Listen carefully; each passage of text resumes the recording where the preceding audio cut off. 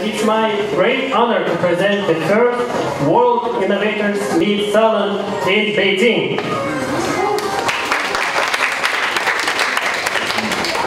I would like to invite Mr. Fan Zhang, who is co-founder of EqualOcean and vice president of EO company, to introduce us EqualOcean, WIM Salon, and WIM 2018 conference in December. Please. Okay, thank you guys. Can we put the music a little bit down? Yeah, very happy music. Yeah. Okay, thank you all to be here with our WIM Salon today, and also thank you for your trust that we are trying to create a platform for innovators and for gathering all the innovators together here in Beijing for this time, the very first time. So the World Innovators Meet, actually short in WIM, is the whole new brand. Our company, EqualOcean, launched this year, and we want to make it our first ever global platform for innovators. So this is the first day. I want to, actually in the past few weeks, I asked myself who are the innovators? What indeed are the innovators? And I also discussed with our moderator and panel guest speakers before, and we think that a fundamental thing for the innovators is that they are trying to create values, to create something new, and they are really willing to challenge the old world. They are really willing to lead the era into a new phase. So basically, we are somehow want to help them, because innovators need help. What kind of help does innovators need? I think, as we write in our article before about this salon, we said that all the guest speakers, all the attendees here, we are trying to recruit, we are trying to invite all the innovators here. So, to be honest, I myself, as a co-founder of EqualOcean, I'm somehow feeling really nervous about how to achieve a business success as well as social success in the in such a challenging world and challenging business environment. So sometimes we said all the startups, all the founders, all the innovators, they want what? They want first talents. They want to recruit more talents. Second, they want money, right? They want money either come from their business partners, either from the venture capitals. Also, they need to find the real good directions for themselves. So basically speaking, we are trying to help the innovators in such three aspects. But how? Actually, EqualOcean, we define us as a global technology and innovation service platform. We have done this thing in last 5 years. We have already achieved the, somehow we are now already the leading industrial innovation content platform. By saying this, I mean we have IEO.com. It is a Chinese website focused on the technology and industry innovation informations. Because first, we want to help the innovators to be connected with the traditional industries, the information platforms helps on this thing. Second, we have EO Intelligence, which is the research and consulting institution of our company. It helps the traditional industries, the entrepreneurs, to find out what kind of new technologies could be used in their company or in their industry. What kind of innovation, what kind of innovators they could cooperate with. So this is about EO Intelligence. We provide research and consulting services, as well as our EO Seer. It is our video platform. We conduct all kinds of interviews and video shooting features video with all those innovators in China. And we also had already the leading innovation conference platform in China. Our conference invited all those famous professors, entrepreneurs, as well as governors in China, actually. And also we have invited several of foreign guest speakers in our conference, like the Michael Jordan. He's a UC Berkeley professor who has expertise in AI, and also we have our guest speaker from Darden Business School in this June, and also we have some very famous faces here. Wang Jian from Alibaba, he's the chief IT executive in Alibaba. So basically we can say that we have already done something that we want to do is to make the tech for equal.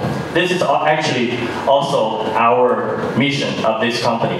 We want to make tech for equal. What does it mean?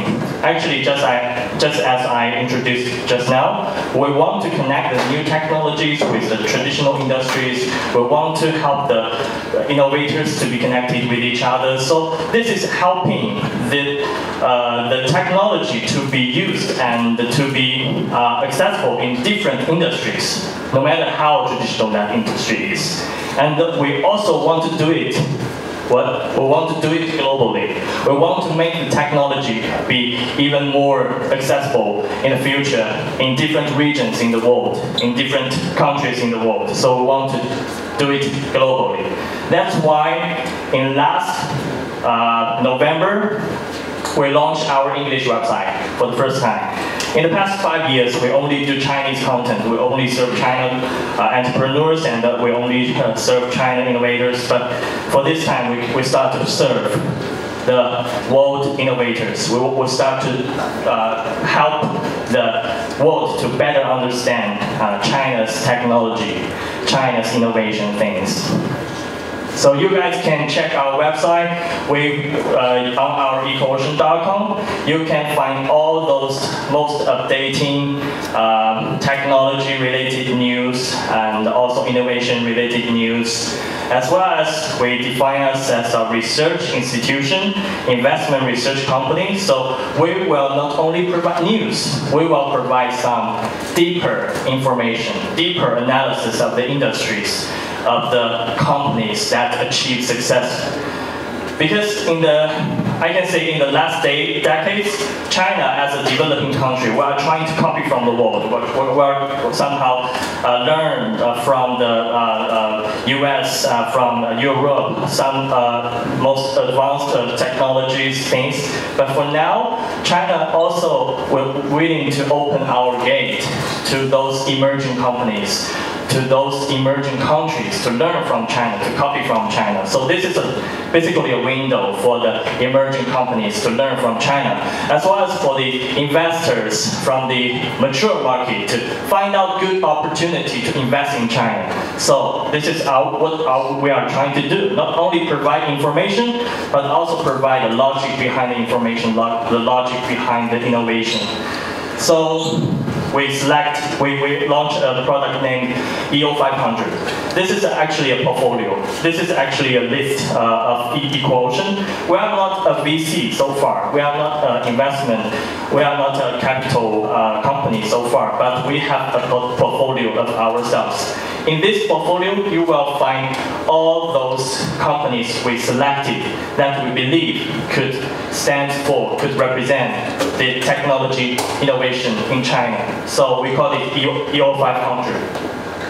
And we had already launched our video platform also. We had conducted the features interview, all kinds of videos from those unicorn startups. Here, the first one is the CEO of SenseTime.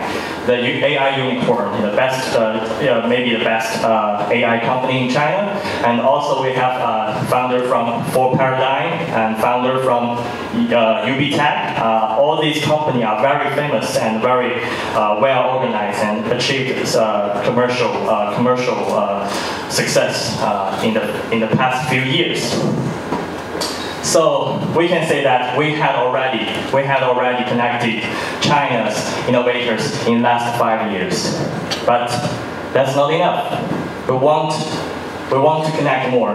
We are now actually trying to looking for the innovators worldwide in the next 5 years, starting from today. And that's why we invite you, every single one of you, to be here with us to find out the innovators for the next 5 years. For doing this, we launched the WIM, as I said, our meeting, our conference this year. It will be held on December, from December 6th to 8th, and it will be a 3-day conference with over 5,000 or 6,000 attendees. And it will be like, first we have a main venue called Leadership Keynote, and we also have 4 different forums divided into retail, healthcare, AIoT, industry internet, fintech. And we also will have some highlights for this year. We will have forum for youth, for those young entrepreneurship. Also, we will have our Behemoth Innovation Forum for those big companies to introduce more about their innovation and their technology. And this is another thing I want to introduce. Besides the youth, we will also find out the 30 female entrepreneurs in this world to help them, to also help the world know more about them.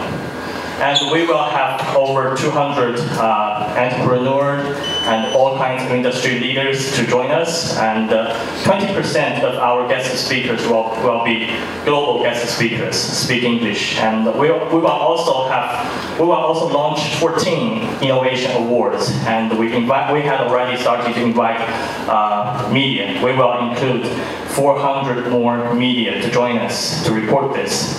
And we will have 200 million total exposures. So this is basically about WIM. But what is WIM Salon? As I said, WIM, such a conference, we only have it once a year. But for the innovators, they want to communicate with each other very frequently, and somehow we want to create such salons once 2 weeks to help the innovators to really meet each other, really talk to each other, really to challenge the ideas from each other. So this is what the WIM Salon for. So actually, I really like this word. I really use this word to remind myself is that weak connections brings opportunities. For today, all the people here, most of the people here, we joined here with weak connections before. We only have connections via WeChat, via LinkedIn or something. But starting from today, you have a face-to-face talk, face-to-face communication. We start to have strong connections. Strong connections brings trust. So this is also why we want to leave 30 minutes before, in the very beginning of this salon, to help to let all the innovators to communicate. And we also launch our schedule for this year. Starting from today to the end of December, we have all the different industry-oriented forum, industry-oriented salon for different kinds of innovators. And also, we will have this salon starting from Beijing, but we will have it in Shanghai, Shenzhen, Singapore, Bangalore, Dubai, and many other innovation cities in this world. But how can we do it? How can we do it? We don't think we can do it all alone. We want your help. So we have also launched a WIM program.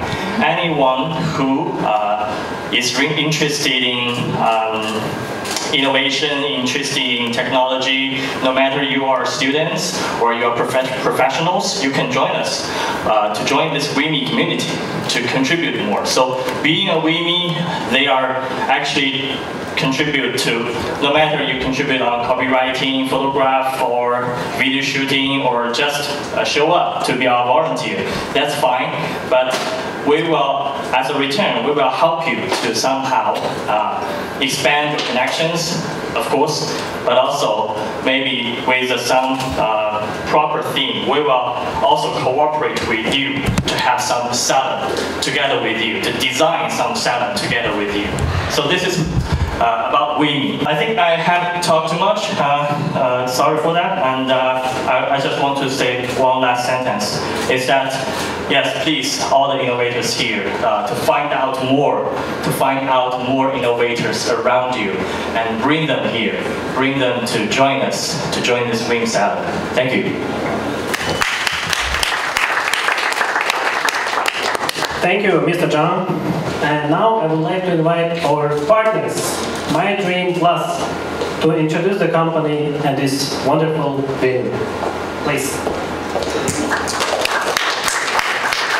Hello everyone, welcome to our Innovator Salon here, Meet Salon here, and also welcome to My Dream Plus space. Okay, first of all, let's introduce myself and our My Dream Plus. What is My Dream Plus? My Dream Plus is a co-working space brand we established in 2015, 4 years ago, and during 4 years we had developed based on a concept as office and service. And we, as you could see in here, because you are all in our products, we developed the capability of the co-working space design, and also the capability of how to use an intelligent system to arrangement co-working space, and also the community operation. And till now we have arrangement or co-working space in 6 cities in China, and more than 40 co-working space stations. And we also have more than 40,000 members from the big companies and the startup companies, and also has some freelancer and some innovator, what I said. Talk about this partnership with EqualOcean is very interesting, because we are not only the office provider to them, and we also I think maybe we will be their whole field as the WIM Salon, and you will see more events like today will be held in My Dream Plus in different cities, and we also will provide more kind of working service to EqualOcean's partnership. And maybe if you want just to have a salon with partner with EqualOcean, partner with WIM, and you could just ask them to find a key from My Dream Plus. The key, if you have the key, you could just use your WeChat ID and scan the QR code in our door controller, and opening the door and come in our co-working space in everywhere in the 40 co-working space.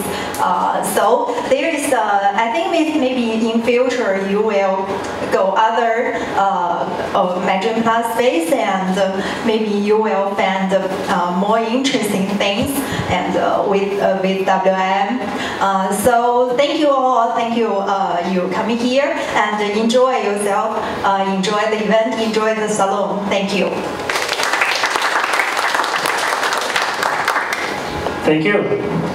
So now we are going to start our panel discussion, and I would like to ask Eunice to arrange the chairs right here.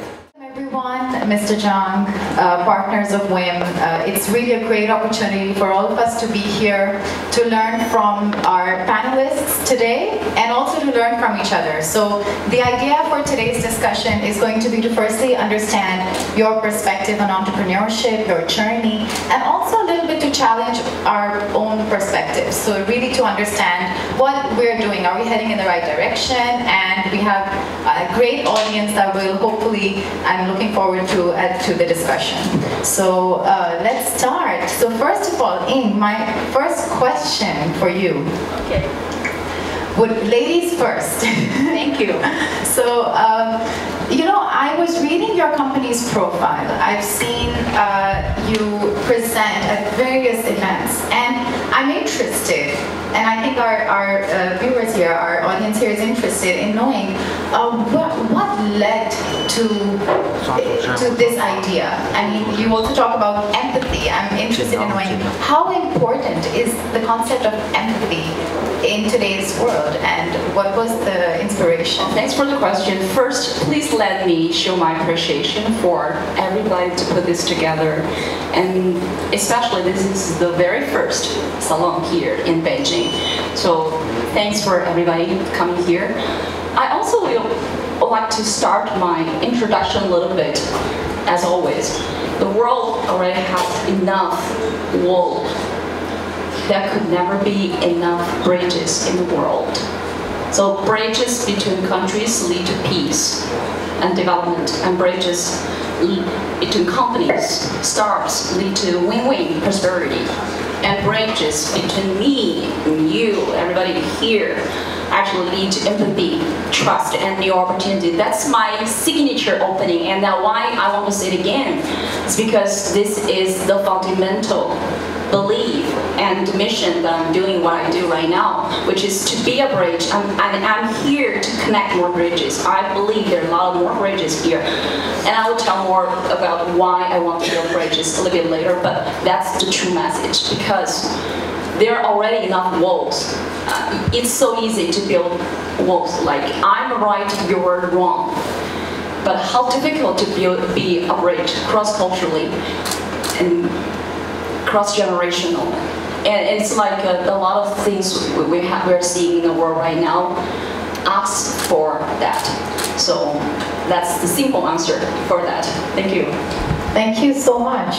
So so this is the main message that you're trying to convey. Moving on. Paddy.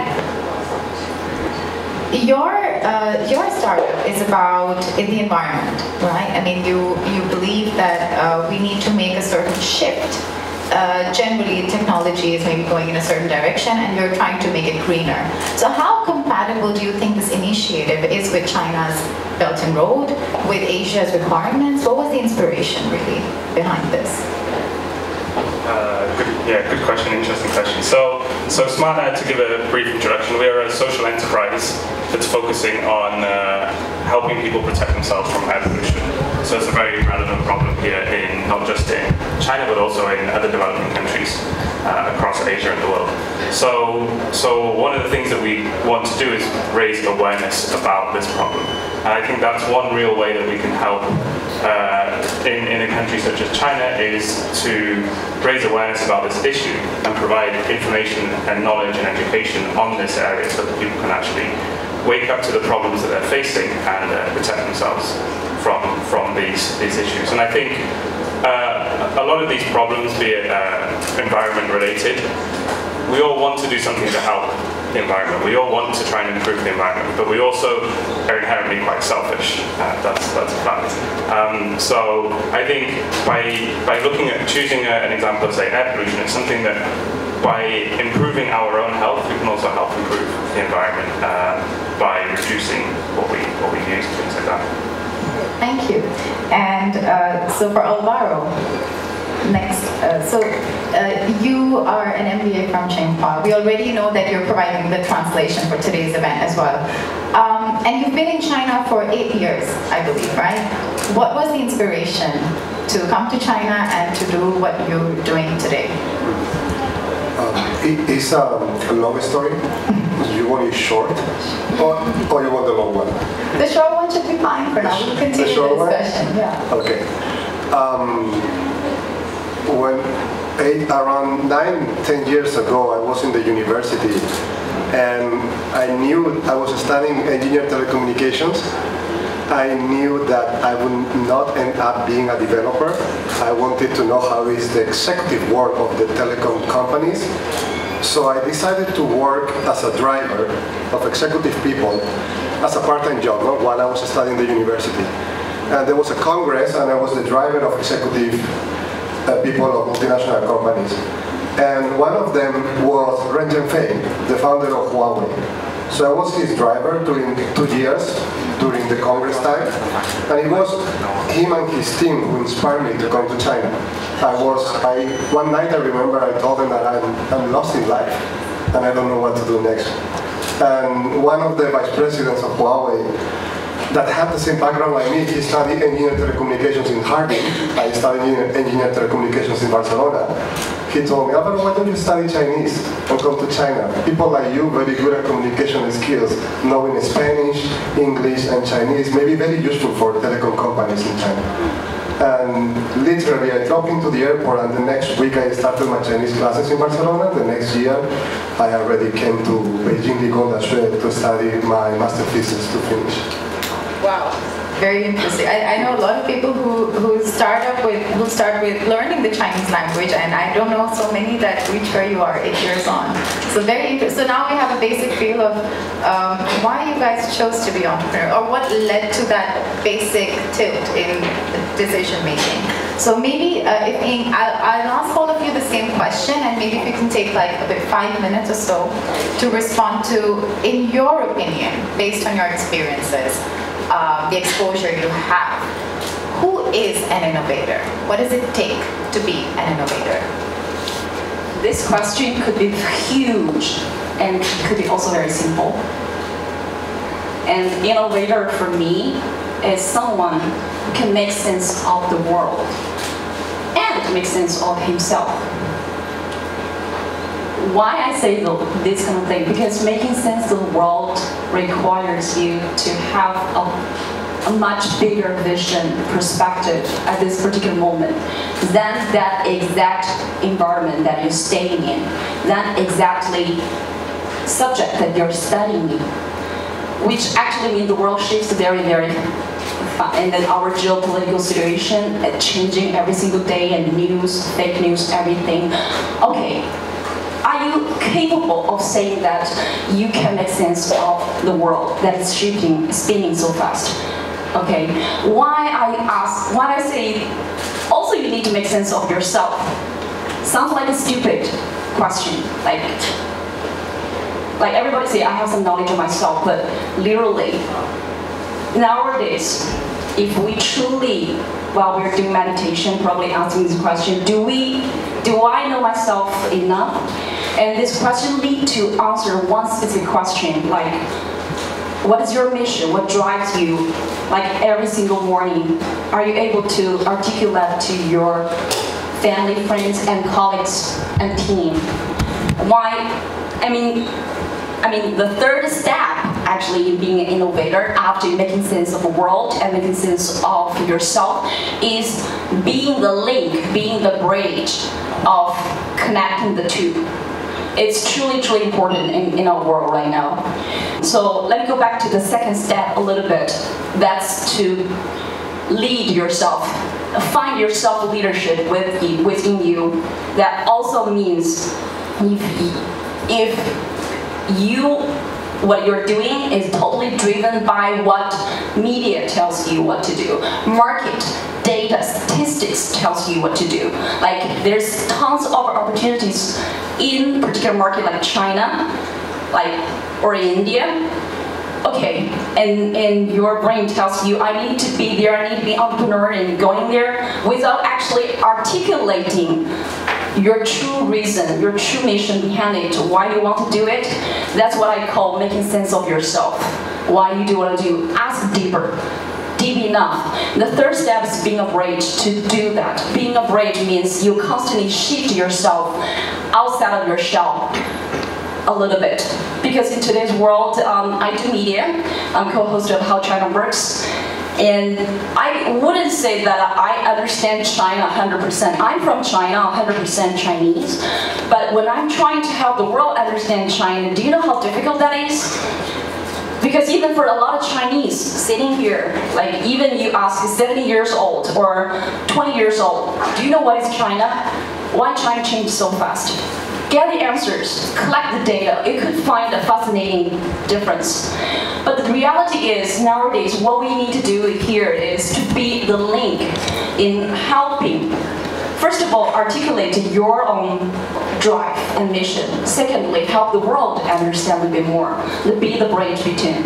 So I think I make myself quite clear why I do what I do. And I think the critical moment is right now. Like today, 2019, if you go out there, you probably see if you are on the overseas media, you listen to media are arguing with each other, that you are not able to handle that anymore. My goal is not, my company is called Influence, but what is influence? Is first of all, I always like, okay, I help brand and people to build their influence, but most importantly, I want to help people to not to be influenced in the way you shouldn't be. So I think that's also making sense of the world, making sense of yourself every single day, asking this kind of question, practice this helps. So as a coach, sometimes I help people to be able to find that link and be their bridge. But no matter how hard I try, the most difficult thing is it takes courage. It takes the very single biggest ingredients in leadership, which is courage, to do that. Sometimes in order to help other people, you have to be there first. So that's kind of my understanding about why do I do what I do every day. It's very, and especially because your work is all about building bridges of understanding. And I think I also love the way you said today, because it's really about starting now. All we can predict is what we have now, what we're surrounded with right now. And I believe there's a Chinese proverb that says, the best time to plant a tree was 20 years ago, but the second best is now. So just go for it. And also, the world is changing so fast that having a deeper purpose can really keep you motivated, maybe. If money is the only motivator, or something that doesn't really resonate with you on a deeper level on yourself, then maybe it's not enough. So thank you. That's probably the biggest thing that one can contribute to. Not just to someone around you, but yourself. I think it's very important not to be spin over. Like on our show, I talk to people from like 17 years old to 104. So that's the range of diversity that I engage with. I find every person have this kind of issues and challenges facing every single day. How am I going to handle this? Like when I say this, every one of us know what this is, I think, in your mind. Every one of us facing some challenge as an innovator, right? Yes. And I think if the key message is here, being the bridge of making sense of the world and yourself. That's the key. Great, thank you. So next, Alvaro. You seem to have taken a relatively improvised path to where you are today. Like the decision to come to China was also a bit spontaneous for some people, and step by step you are where you are right now. So for you, for your specific journey, what is an entrepreneur? What is an innovator? So for me, an entrepreneur is kind of finding a problem and then building solutions. I remember when I was 18 years old and I started my first classes of coding. It was at that time C++, but after 2 weeks I started to understand how to make my own programs. I remember I stopped doing the homework and I built a management system for my neighbor. And that was the first time I tried to build something. And then I realized he didn't want to buy what I built for him. So I learned, first ask if someone needs the solution. I remember then, before I came to China, when I started my Chinese classes, I wanted to learn fast, so I didn't use C++, I used C#, and I built my own application to learn. It took me 3 months. It took me more time. And then I used my own application to learn Chinese faster. And then I told my professor of the school if he wanted to buy it for 500 euros. He said no. But then I realized, wow, I'm spending time finding problems and building solutions. And then did my first startup in Barcelona, and then came to China. I was working in Microsoft. But even in a corporate, I still build my own tools to enhance the performance of my team. So it's kind of a habit in me to find a problem and then build a solution to the problem. And then I went to Tsinghua University to study my MBA, and it was supposed to be an international lecture in English, and it was in English the first hour, but then the second hour was in Chinese, and half class foreigners left. Then I decided I'm going to build a solution for Tsinghua, and that's why I started the startup. And then I went to competitions, got the prize. Then when I got the money, I realized, then let's get serious into this if people is supporting. And that's been my journey. So what is to be an entrepreneur is find a problem, build a solution, but don't give up. Because in this journey I have met so many want to be entrepreneurs, have an idea, but to hold the idea, that is the hardest thing. Have ideas, everybody has ideas, but to keep that idea in 6 months, ask the same person, what about this idea? They already forgot it. I think that is the hardest thing. So in a way, persistence as well. I mean, something that bothers you and you chase it. And is there some kind, do you feel that being in China, being in Beijing, it's so fast-paced? I think a lot of people consider the society as one that is very open to change and welcoming technology. Do you think this environment also inspired you to go in this direction? A lot, because when I was in Barcelona, I never joined any startup event. It was just by myself alone at home. It was here that I started to join startup communities event. By default, I'm a very passionate person.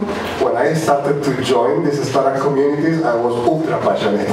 So it inspired me a lot, and I learned a lot. So many, this in Beijing, I don't know how it's in Barcelona because I never went to that ecosystem there. But what I have seen here is there are so many events that inspire people that I think are very good. Even if today someone gets inspired, then I think the organizer did a good thing for the community. No, excellent, and it's really, I think it's a privilege to be a part of this, to be here in this room. So we have inspired someone who's seeking the self and then pursuing the passion. And for Alvaro, it's about problem solving. So what is, coming to Paddy, what is an entrepreneur for you, given your personal experience? So in terms of what is being an innovator, for me it's about challenging the status quo. And I think Alvaro gave a really good example right there, was when he went to learn Chinese. He could have gone online, looked for a website, and maybe not found the perfect website or app for him, and just gone, oh well, that's the world we live in. But he didn't. He challenged that. He thought, no, actually, I can make something that meets this. And I think, so for me, it's really about challenging the status quo, seeing the way things are today, and actually thinking and realizing that actually I can change this.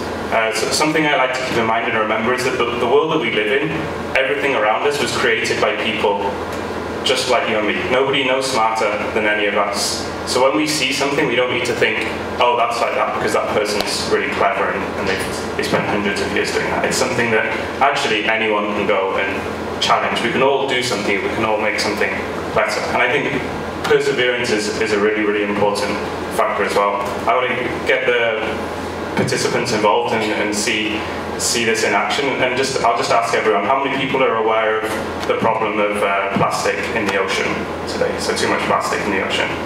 So not so many, but a handful of people. How many people out of those people are aware of ways of solving that, perhaps reducing the amount of plastic in the ocean? So fewer hands. And how many of those people are actually going out and doing something, and changing something?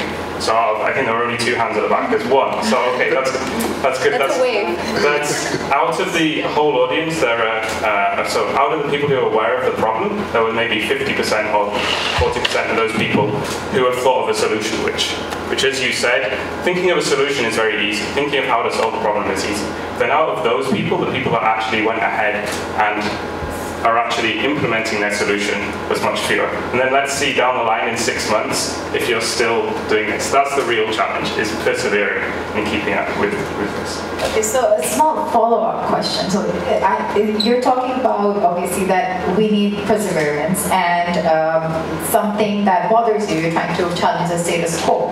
But what if your solution, someone's solution, is not that great? I mean, just saying, do you think we have a mechanism in place, opportunities for people to really fine-tune what they think could work, and actually to channel these ideas in a way that's effective? Yeah, I think this is where it's really, really important to not just live in your own world as Ying said. So you need to be aware of yourself. You also need to be aware of other people, because if you spend 3 months creating an app and then realize that nobody wants it, it's not great. So I've done the same thing. I spent a year creating a website and realized that nobody wanted it. So I think communicating is really, really important. What you might want might not be what the person next to you wants, but actually you might have something in common. You might want this and they might want something very similar, which way you can make something which more people can use and enjoy. So I think in modern society, where we have the ability in terms of technology and internet and everything to iterate much quicker, and we can come up with ideas, we can present them to the world, and we can also redevelop and get feedback much quicker. So feedback is really important. We do have the mechanisms, whether or not we as innovators want to listen to those and are willing to listen to those and are able to listen to those. That's where the key lies. Excellent. So now we understand what your idea of innovation is, what it really takes to innovate or to be an innovator. So now let's come to Ying.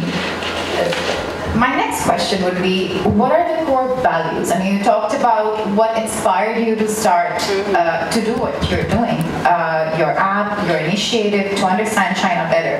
But that's the idea, that's the inspiration. What about the values that keep it where it is and keep you going successfully? That's a great question, because in order to be successful, you have to understand and, again, articulate the values you want to share with other people, right? Take this event as an example. I just want to answer briefly by mentioning about this event. If every one of us could find out one value that you think about this event, what would that be? Right? Well, we're talking about innovation here, but I think we have to make sense of innovation. A lot of people talk about Silicon Valley innovation, right? That's the center for global entrepreneurship and innovation. But how about Beijing innovation, or innovation in Beijing? When it comes to this, let's talk about the core of innovation. It requires of what? Like, when we have to think about it, requires of what? Besides, I just mentioned about the one core thing is about courage. One thing is critical thinking. You have to be able to dare to innovate and change something, being different. But how? I'll give you an example. This is Salon, but who said that I couldn't stand up and share with you, right? When you truly have a message to share with other people, connect with them, because what you care so much here is your value to be shared so much, you forget about other things. You forget about so many boxes that around you. So from my understanding, the core of innovation requires at least 3 things, especially when it comes to what we want to provide. The first thing is diversity thinking.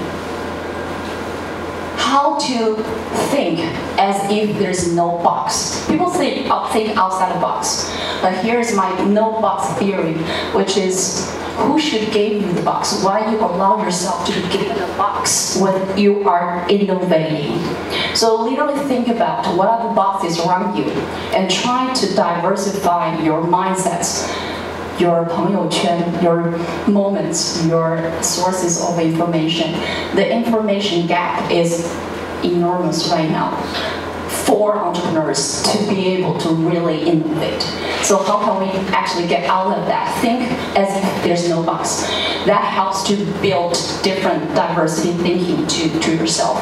And one more thing I want to mention about diversity thinking is, think about China and think about the other cultures. There are a lot of different cultures in the world, but think about China. A lot of people who have never been to China will think China as one, which actually we're united. It's a united nation. We're more like a country in one, everything in one. But really, but there's one more thing about the values we're having right now. Chinese consumers are facing. So for entrepreneurs who want to sell the brands to China, think about, what is the value? Are you trying to help Chinese consumers to not just focus on, for example, beauty and fashion, but something like social impact, like care about pollution and care about something that the world actually needs? That's a different value system, trying to bring that to society. So that's one more. That's one thing. Second, very quickly, it's about cultural intelligence. We're talking about the value. What we're trying to create is to help the world make sense of what cultural intelligence is. It's critical to the next generation leadership whenever you try to innovate. We say IQ and EQ, but cultural intelligence is when you want to make your products and brands successful in different markets, you need to work with people across different cultures. And long story short, that's the CQ I always mention, and I talk about. The third one is East meet West approach. The fact that we're holding this salon right now, we can see not just Chinese participants, but also people around the world, the East and West. So I think the value here is it's tremendous for people to understand. We can talk to different people, like with not just one particular culture. So I think overall this diversity thinking, cultural intelligence, and East meets West approaches. So, and we definitely, as you mentioned, we see this in our audience today and on the panel as well. East does meet West. So, so let's go on to, what about, you created an app that auto-translates. I mean, that's one of the things that Ying also talks about, that we need to understand each other, and I think one step is what you figured out. There's a problem and you solved it. So what do you think? Value addition, where does it stand when an entrepreneur or an innovator is trying to be successful? And what are the core values that you followed pursuing this path? The core values that I follow? That made you capable of implementing your idea. Core values that made me capable to implement the idea. Yeah.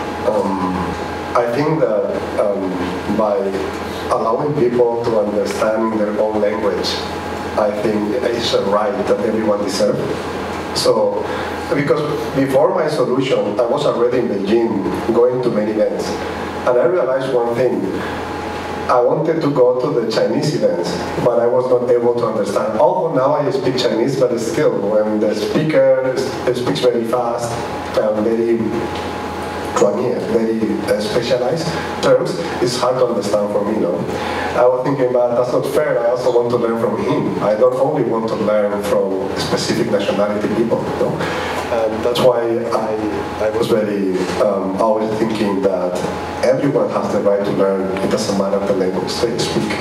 So that's what triggers me to be able to put my solution anywhere. You know?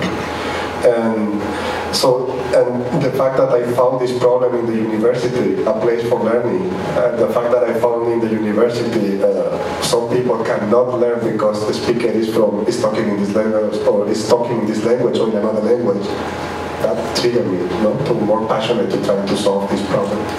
And just think about it. I think nowadays many people have a global mindset.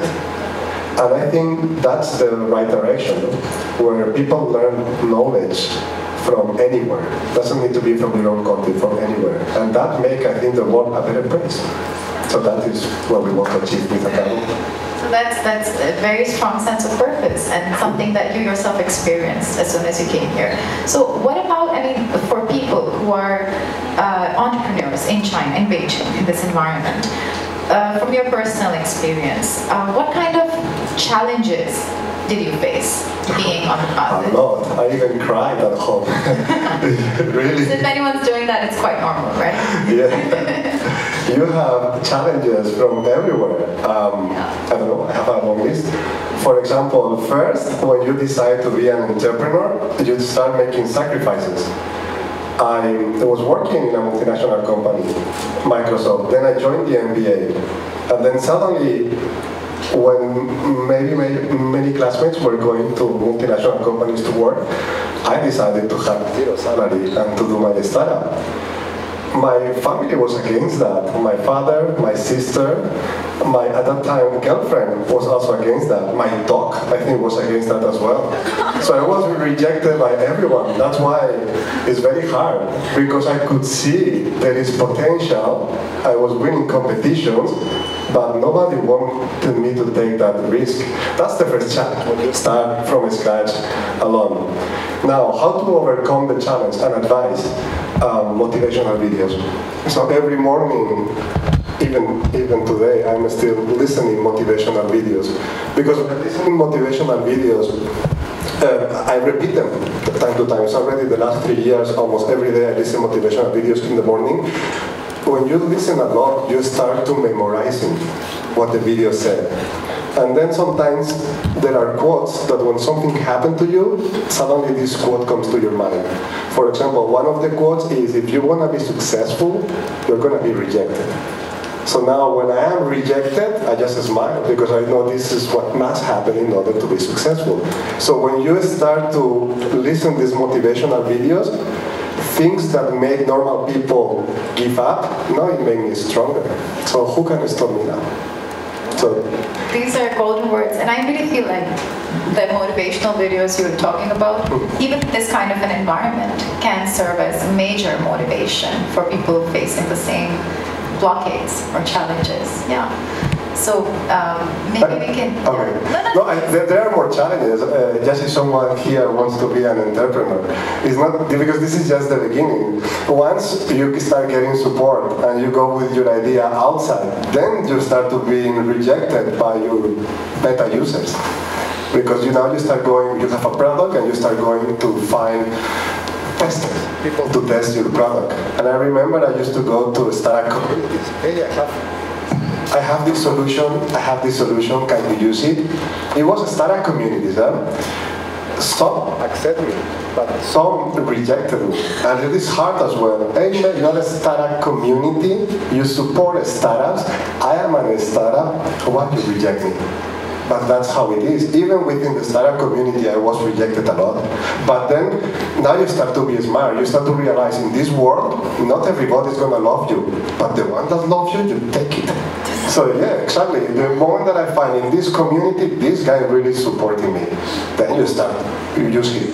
And then through him, you start to grow. And then you start to recruit people. Now, this is another rejection with the beta users. Now, the other rejection that is very hard is investors. Then you have already your beta users, your first clients, you have your team, now you need to fundraise. Now you start to pitch to investors, because it's not private investors anymore, now you need a few millions of renminbi. That is very hard, because the investors, they really challenge you from every side. And in my case, I had one extra bonus to challenge me, is that I'm a foreigner. So Alvaro, I think the thing that hurt me the most from investors was when they asked me, are you playing around or you are serious? I was thinking, what the hell? 2 years, every day working 24 hours, and you ask me this question? Of course, after being rejected and challenged like 100 times, you start to learn how to answer. No? You need to control yourself. So then you start to know how to give them a good answer. But it hurts, it still hurts, when people don't take you serious. So that is another challenge. That's a big one, I think, especially as a foreigner, you mentioned. It's not the same perception, like people look at you differently. But also I can understand, because of course they challenge you, but then you try to ask them kindly, may I know why your concern is that I'm a foreigner? When in the United States, many investment funds, they are investing in foreigners because they say that the foreigners have just one goal, make the startup successful. Why don't you think the same? Then they start, oh Alvaro, because I have seen so many foreigners trying to do startups, but at the end they go back to their country. That may happen to you. And then I tell them, well, but I am married with a Chinese wife, she won't allow me. Then ha ha ha ha. But then they ask, what about the other co-founders? What about the other co-founders that they are foreigners, that also married with a Chinese wife? So they really try to Yeah, we have some investors here, you know, maybe we can discuss this in more detail. But another thing that I learned is the ones that challenge the most is the ones that at the end gave us an investment contract. So I think it's at the end, it's part of the journey. It's a good sign. sign. The more you get challenged, more it means they like you. And the next day a message come at 8 a.m. and let's talk again. So that's it. I wanted to share 3 challenges. No, we will also have an open Q&A, but coming back to Paddy, and then after this we can open the floor to questions. So you're working in a sector in Asian countries. A lot of your work is to challenge current notions of the environment and actually to look for solutions in a continent that faces this problem, and people don't necessarily take it seriously. So from your experience so far in China and with other partners, what were the specific challenges and opportunities? And also, I mean, if you could hint at what does it take to add value apart from knowing this problem exists? I'll start with the value one because yeah, I think it's a great question, because I think if I was to ask you today, so what is your company's value? Most people, the immediate thought would be, how much is my company worth? And what's the monetary value of my company? And I think that's become the value for a lot of people now, which I don't believe is a value that will get you necessarily that far. So Smarter, we're a social enterprise. So we have values which are not necessarily just focused on money and the monetary value of your company. I think I see it with more and more companies nowadays chasing A round, B round, C round in terms of investment, and what they see as value in their company is the value, the monetary value, and not necessarily what value that is providing to society. So for me, that's really what value is how much value are you actually providing to the society. And I think if you look at your business or your idea in that way, you will actually get much further, because you will have a value which is really, really strong in your belief, in your employees' belief, in your users' belief, that isn't just focused on money. Yes, you might be able to become, if you focus on the money, you might be able to become a unicorn company much, much quicker, but in the long run, you might not be there 5, 10 years down the line. A great example of that is Offo. I'm pretty sure everyone knows Offo. They chased the investments, and now where are they? I think if they'd slowed down and focused on what was their value that they were providing to society, and were they actually providing enough value, how could they change that? They would still be around today. I think if they'd thought of that, they'd still be around today. So value for me is, yeah, it's finding it's a problem, finding that problem in society and really believing. So you find a problem, and let's say 4 months later, 5 months later, it seems as if the situation is evolving, and your concept, your identified problem, its utility is also evolving. So do you think it's also about adding value? It's about constantly questioning and reevaluating what you're trying to achieve? Yeah, well, I think that's a really good example, because I believe values don't change and they shouldn't change. So if your fundamental value of, be it the environment, be it improving society, be it helping people understand things in their native languages, if that doesn't change, then every time the market changes or people's ideas change, you can still go and you can move with that. And I think that's one of the strongest things about having a core value is, if everything else around you changes, you can follow that, but your value just still remains straight in a straight line. So yeah, I think value is basically for Smart Air especially, our value of helping people protect themselves from air pollution, it's kind of our anchor point, and it's what keeps us moving forwards. Okay, so quick on any challenges that you feel maybe, and before we open the floor, so time is a bit limited. Yeah. So, yeah. Okay, I'll be very quick, and I'll just mention the foreigner Chinese challenge, which people will approach you and and realize you're a foreigner, that you might not understand China as well, so they'll question you and they'll have many more concerns about you. But I flip that around and I use that as a positive, because actually being a foreigner in China, yes, I don't know China as well as most of the people in the audience, that's a fact. But I know things that people within China don't know, and I can use that to benefit people in China. And also, I have a resource of 1 billion Chinese people in China that I can work with, that I can communicate with. So I don't need to know everything, but I can use what I do know, which is limited here in China, the kind of the outside of China thing, and use that. So being a foreigner could be value addition in itself, right? Yeah, exactly. Okay, but I know we said we'll open the floor to the audience, but because both of you mentioned being foreigner as the main challenge, you're Chinese. We need to know what's your biggest challenge. Well, being a fish out of water for a while and come back to the water, I would say I want to help the water to make sense of the water. With that being, it's an interesting question. People ask me, okay, which one you represent? Or like, you're more Western value-based or Chinese value-based? It doesn't matter actually. So when I just came back to work with my partner, Brandon Davis, who actually is from Hollywood, LA actually, he has been spending his time here mostly in Beijing for over 5 years. And I just came back. We have a lot of conflicts when it comes to cross-cultural communication, because we've got to work together to produce this cross-cultural product. He was more like a Chinese. I was more like an American, actually. In that case, we are having a lot of sense-making time. For example, it took longer time for him to show his direct point. For me, I always want to go to that end very quickly, like the entrepreneur founder's mind. But how could we finally to drive this? The first thing is, even I'm helping people to better at cross-cultural communication and just help this idea to be spread, because over 10 years back I was involved in a college major called cross-cultural communication. At the time, nobody actually knew what was it actually at the time in China. 就是国际文化交流。 没有人知道这是什么专业。At that time, when China just opened its door less than 30 years to the world, what China has changed.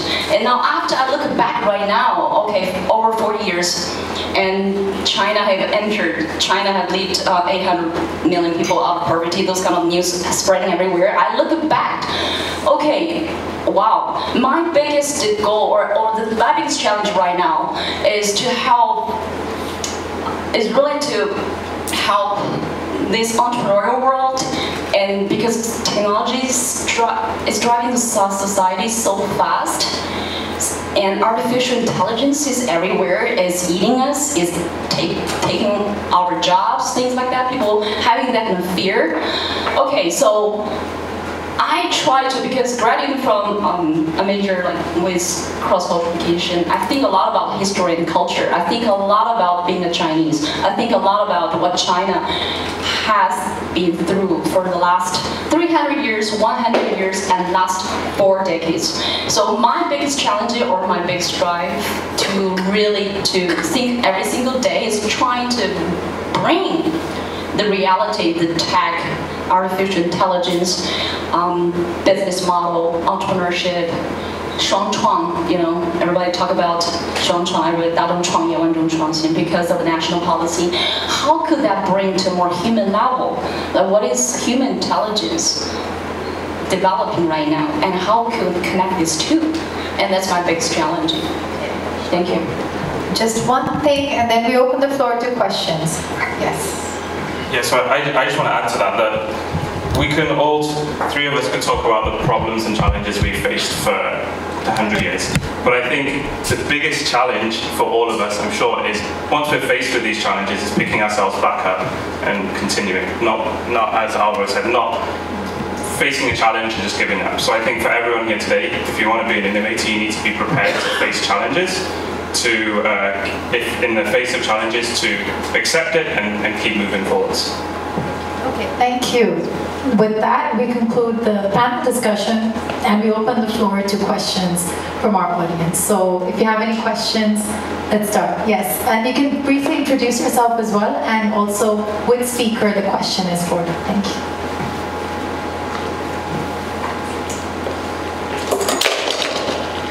Hey guys, I'm Cyrus. I'm running a startup named as Why India, which is focusing India to the world.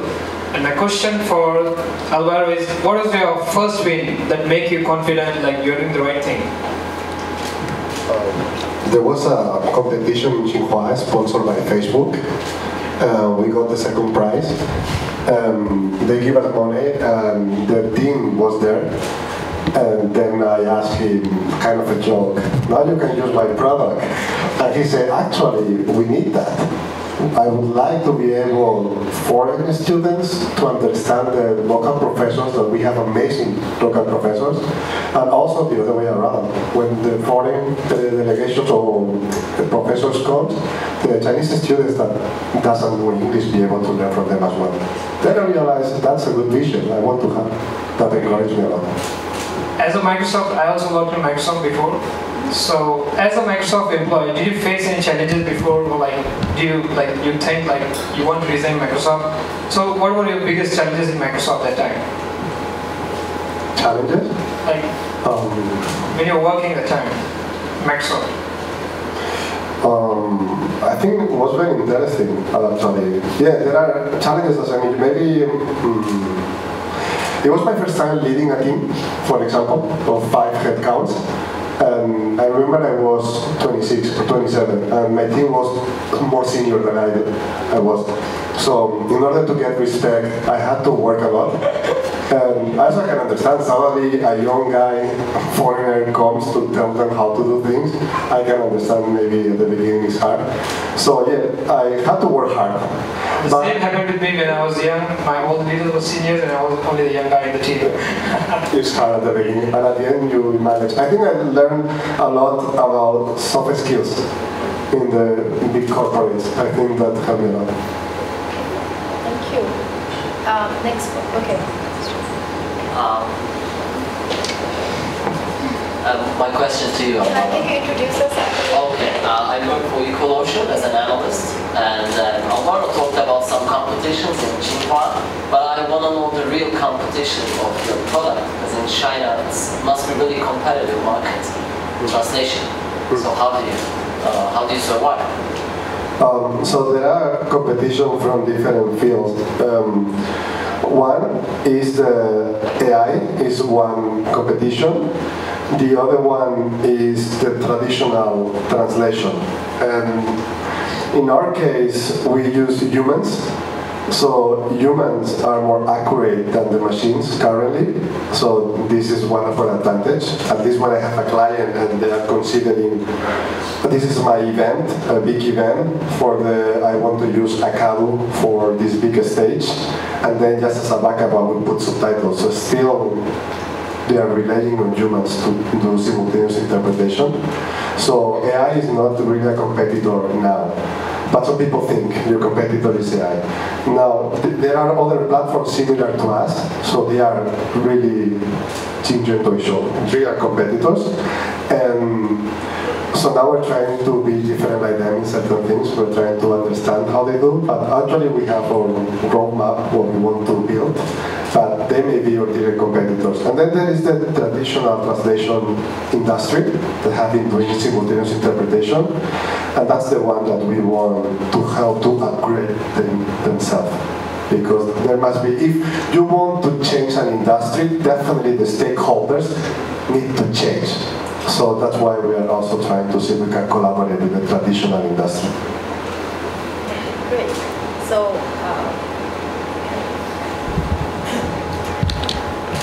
I believe we also have some investors, okay? And we also have non-for, okay, you can ask your question and introduce and also which speaker it's from, yeah. Thank you. I'd like to speak with you. because I'm very interested in your interpretation of the concept of what is an innovator. Because you just mentioned that an innovator is someone who dare to thinking out of the box and maybe even as if there's no box. Yeah. But actually, I think the reality is box is everywhere. It is the first thing.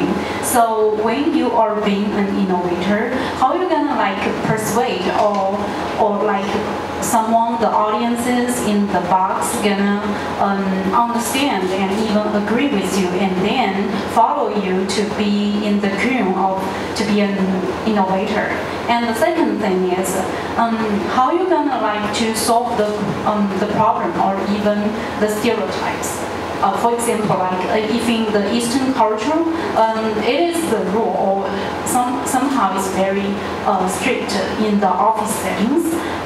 For example, the host set a rule that you guys need to sit in the sofa to talk, but then you just bring the idea, you know what? Actually, I can be an innovator and break your rules to stand up and to persuade with you. But I mean, for example, in some Eastern or private companies, it is quite irrespective to others. So how are you gonna to solve these kind of things? Thank you. That's the key of cultural intelligence. If I just can answer you briefly, but first of all, thanks for your questions. It's the question I receive every single day from my peers. But if I was going to answer this question 12 years back, I'm being a college student at the time, I could possibly say, I don't know. But the reason why I can tell you right now is, if you could understand what China is, this is not just for Chinese audience, also for our foreign entrepreneurs who want to understand China. It's not like this period of time. It's so deep. For me, I fell in love with Chinese history and civilization after I came back after living in the West for many years. So that actually made me understand better and give more empathy to the Chinese people sometimes. While we are living in this kind of culture, there's Confucius culture, right? There's a hierarchy. There's a high context communication styles. There's but there's too much things about China. But the reality is, China is evolving. So right now, after living in Silicon Valley for a couple of years, every single day I was so much shocked by facing people who actually can break rules, but not recklessly, because they embrace entrepreneurship. But coming back to your question, first of all about persuasion. The persuasion thing, I would say I got educated in the United States. I had my second master was mass communication over there, and one day my professor came in their class was persuasion. It showed me a whole book, this thick actually, the book about persuasion. The name is Persuasion. You can find out that on Amazon actually. The reality is that I was the single Chinese, the only Chinese student. After 10 years, they recruited someone who actually from that communication major at the time. It shocked me. I couldn't speak when I was just started. But when I was putting myself in that reality academically and practically, I started to realize that the world is so much bigger than one single culture.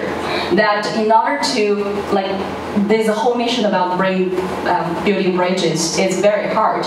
But you got to, first of all, understand the cultural differences and the similarities, and not just to follow. You have your way to change, to be the leader, to influence. And there's a part of your brain called the mirror neuron. That's simply put is we mirror the emotions of our species in the subconscious level. That's how, if you want to be confident, you want your audience to believe you, you first have to believe it and show it to your people.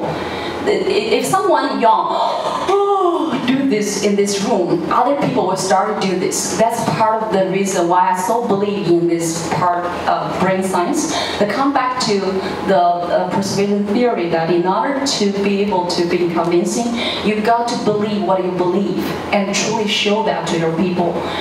Fundamentally comes to the authenticity part. If you want people to believe in what you do, you be there and be authentic is one of the best ways to connect and build trust. And then little by little, people can start to believe in you. The second way, it's very difficult, but you go there first to learn some cross-cultural strategies, to understand, to help people around you to be able to make sense of why we are living in this particular culture. Like people in Africa right now have to follow certain rituals, and the women around the world are facing different realities. That's why we talk so much about women entrepreneurship empowerment. But fundamentally, what does it take to be able to get out there, to be, to be free at that time is truly. Jack Ma said, 因为相信所以看见. You have to believe in yourself and being there, and people will start to believe. And certainly, little by little, who said the culture couldn't be changed? We're evolving so fast. And then you will get exactly the reality you will be in the future.